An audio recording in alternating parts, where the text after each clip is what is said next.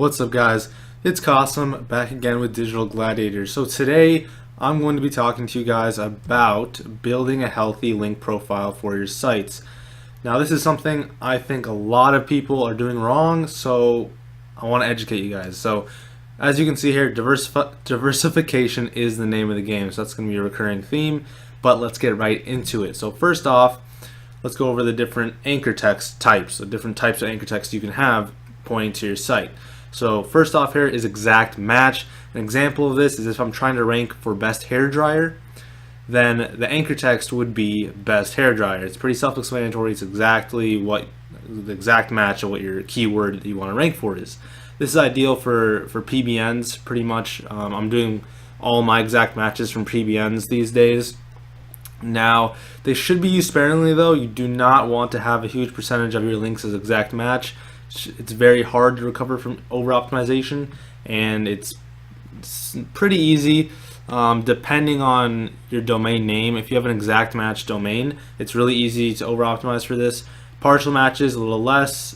It's less easy, but it still is kind of easy.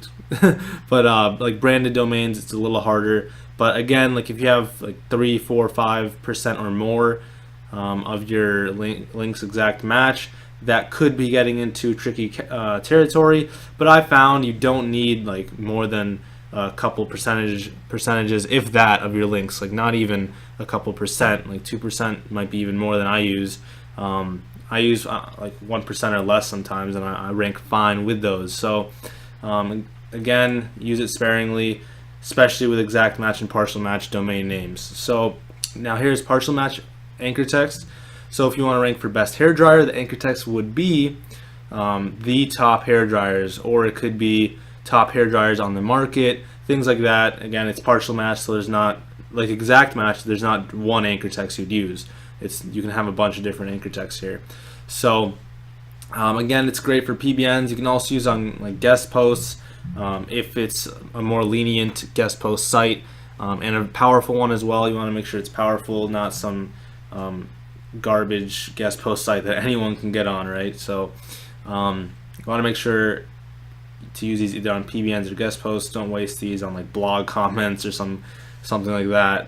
That's just doing disservice to yourself. And again, they should be used sparingly. You can use them more than exact match because there are different options to use them, like top hair dryers, best hair dryers on the market, things like that. You can think of a bunch as well. So you can use them a little bit more, but do not have the majority of your link profile consist of partial match anchor text.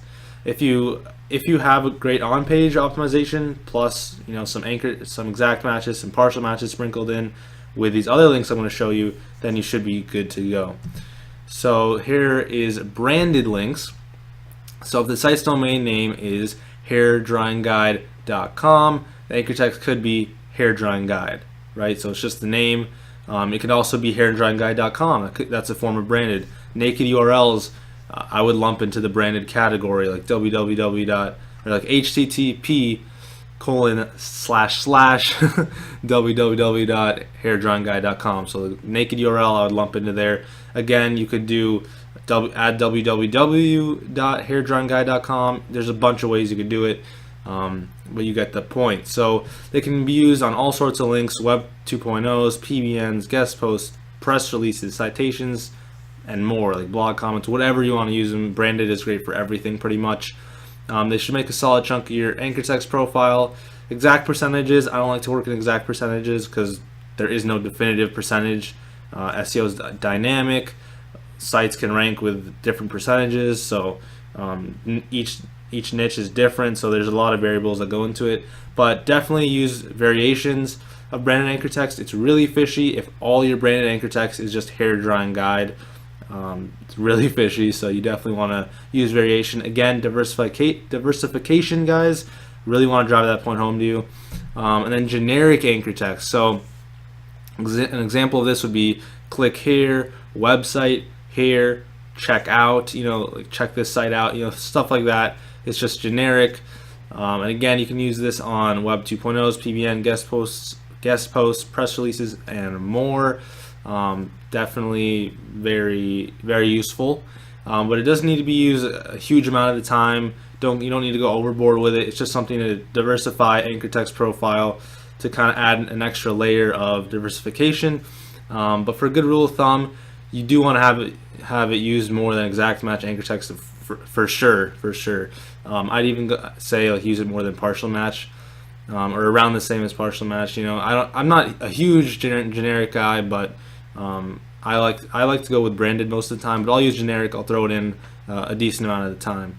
So you obviously want to use variations for it as well. Again, diversification. If that's not pounded in your brain by now, then I'll repeat it again. But anyway, now this is another topic I wanted to cover on, is nofollow versus do follow links.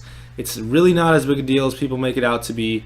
You don't have to go to a specific ratio like, oh, I need 10 do follow links and 2 no follow links, or 12 do follow and 3 no follow. Like, no, you don't have to go to a ratio.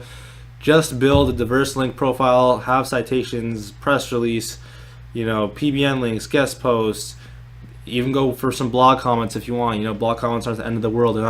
2 blog comments are not gonna get your site penalized by Google. Okay, it's not. Blog comments are, I would say, they're still good for diversifying anchor text and the link profile. Like if you have, if you use like a name like Laura Parker or something, just a random name I pulled out of thin air. Most likely your site doesn't have that anchor text yet, so it's diversification. You're not, so having a blog comment as well is just a different link source. But anyway, most citations are going to be nofollow, just to give you an example, as well as a lot of Web 2.0 sites, a lot of blog commenting sites you may blog comment on, so really wouldn't worry about it. And yeah, that's pretty much it, guys. Hope you got some value from the video. If you did, then leave a like on the video. It does make me feel a little bit better about myself. It raises my self-esteem at 1 percentage point every time I get a like. So do that, and then comment below what videos you want to see in the future. I really want to hear your guys' ideas, and join our Facebook group if you're not already. The link will be in the comment box, or the description. I don't know why I say comment box, whatever. It'll be in the description, guys. Hope you enjoyed the video, and I'll speak to you guys soon. Thanks.